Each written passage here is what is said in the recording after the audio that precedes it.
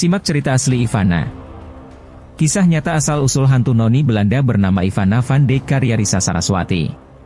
Pada praktiknya cerita asli Ivana yang kini telah divisualisasikan dalam bentuk film bioskop merupakan adaptasi novel berjudul Ivana van Dijk yang ditulis Risa Saraswati.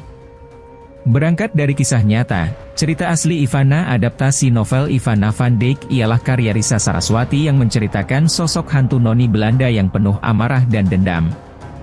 Dalam hal ini Risa Saraswati selaku penulis juga mengurai latar belakang yang menyebabkan hantu Ivana dengan nama Ivana van Dijk melakukan teror pada siapapun.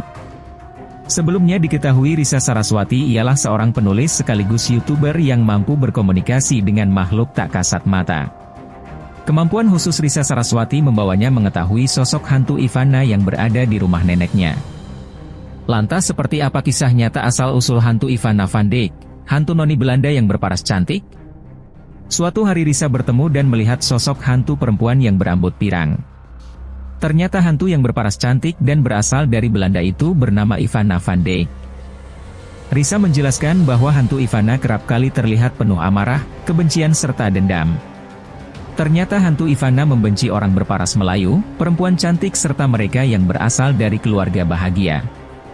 Dengan kemampuan khusus yang ia miliki, Risa pun mengetahui masa kelam hantu Ivana yang terbunuh dengan kepala yang terpenggal di masa transisi antara penjajahan Belanda dengan Jepang di Indonesia.